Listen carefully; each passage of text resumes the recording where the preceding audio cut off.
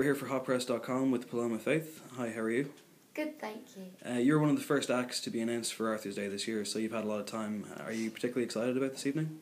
Yeah, I'm really excited about playing, particularly in the pub gig, because I started out playing in pubs, so it'll be like going back to my roots.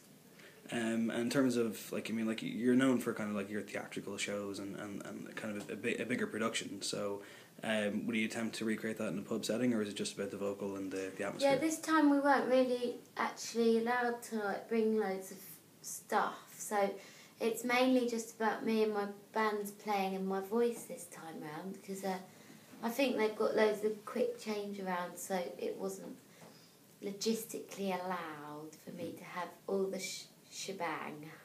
And even in terms of the venue gig as well, it's the same situation? Yeah. That's a pity. I know, I'm sad too. But at least I can sing, because it would be terrible if I couldn't sing and then I was just there in a black box. The stage show has evolved over the course of your short career, so are you constantly looking to make it better and make it bigger? Yeah, I always want to make it bigger and better, but, people keep telling me that I put too much money in and I don't make enough out, so we'll see. Like an artist like Lady Gaga is always saying that she has no budget left because it goes on the shows, but you have to give back to the audience. You have to make it interesting every time, so I guess it's a hard balance. Yeah, but I don't think Lady Gaga's got the balance. As far as I know, she doesn't really make any money online. Have you ever seen her show? No, I haven't. I've seen bits on telly and it's pretty amazing. The image is interesting because, it's quite easy to liken you to like a film character, like something out of Tim Burton. I know you've worked with Terry Gilliam before. You worked on The Imaginarium of Dr. Parnassus, which was Heath Ledger's last film. What was your experience of that? I love working with Terry Gilliam. I'm a big fan of his, so I was honoured to sort of meet him and see how he works. And it's just as magical on set as it is when it's finished. Do you have plans to keep acting, or is it hard to keep that balance with music and acting? I do have plans to keep acting, but all the type of films that I want to get into are like the type that take ages to get funding for because they're not mainstream. So I'm kind of waiting on 2 films getting their budgets through as we speak. So hopefully that will happen, then I can make some more. In terms of to go back to the music and the stage performance, obviously, you employ costume changes and there is theatricality, so do you look at a live show as kind of a stage play?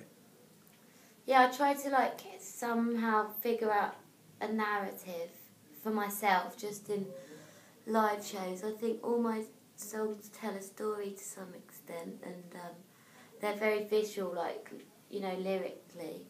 So I always try and add the visual element to complement that.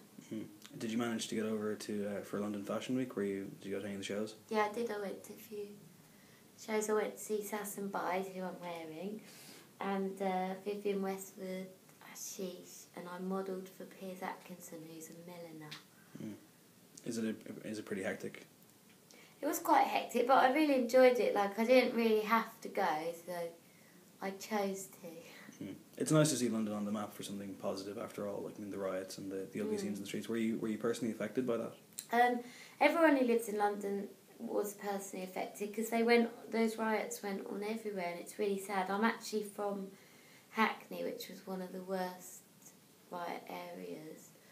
And I was quite sad, but I think it's not as black and white as it's presented on the news. I think the actual reason for the rioting was kind of very legitimate and important. The initial, the beginnings of it, and then I think it spiralled out of control. Other external people kind of watered down the reason and turned it into something which meant that the actual cause was lost, which was sad, because growing up in that area, I know why the anger was there. The police force in those areas are quite well known for being quite corrupt and often quite racist. Obviously there's exceptions and it's not just a blanket bomb, but I know people growing up who were affected by that, and then it just turned into sort of something quite tragic, I think, that sort of showed youth culture for like wanting material things instantly without putting any work in to get it. And you know, I think somehow the media might be to blame for sort of presenting success as being an instantaneous thing, which it isn't. Everybody has put in so much work to be able to get what they want. I think it'd be sad to lose ambition and just sort of see fame as something very quick, because it isn't, or success or financial success or whatever. Going back to music, the last time we talked to you, which was quite recently, you said that you didn't have a great deal of information about your next album, but what do you want to accomplish with the next album that you write? I mean, even if you don't have the kind of concrete tracks or whatever. I do have concrete tracks now. I've written all the songs for the album and I'm now looking for a producer. I'm really excited. I feel like it's very honest and I'm proud of what I've written. I just need to make sure that I'm proud of the way it sounds, which is like the next phase, and hopefully it will be finished by the end of the year. Oh, cool. So hopefully early next year then. Mm-hmm. And in terms of, like, it is harder, I guess, with albums now because people download all the time, and even like playlists and iPods, it's harder to make an album, but you're still going to go in that direction to make a full length that makes sense from start to finish.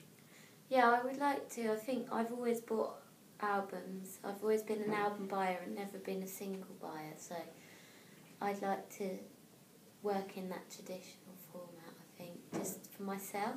Mm-hmm. You also mentioned when we spoke to you recently that you were touring with Prince. That must have been pretty incredible. Yeah, it was amazing. I went and played at his festival in Copenhagen, which was MPG Festival.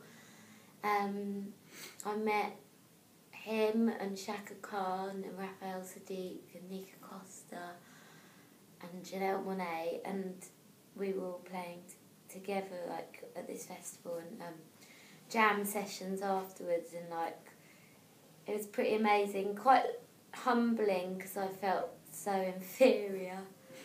But by the end of the weekend I felt like I'd left with like a whole new set of ambitions, because I was so inspired by it, and I feel like I need to up my game.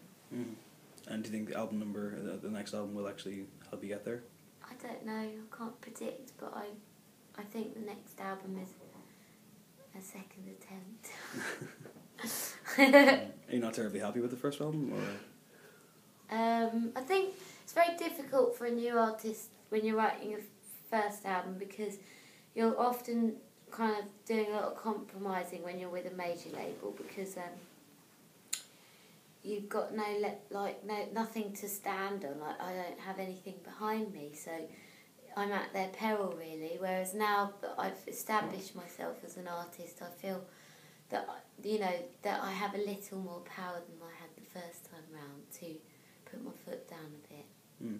It's interesting, the artist that you mentioned there that you would have hung out with in Copenhagen, because I mean, like, you know, you have a very classical style. It's almost like you've escaped from a different era. So, but there's a lot of music like that now, which is harkening back to, you know, the 60s and 70s. So, do you think music is kind of going, like, embracing old school and getting better as a result of it now, or do you see the industry differently in 2011?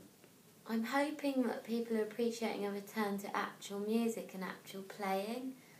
So I think for a long time with charts, I kind of geared towards, like, you know, people could turn up and do a PA. It's like doing karaoke over your own song. It's so much different when you've got a full band with real musicians playing. Like, I think people are enjoying that. Cool.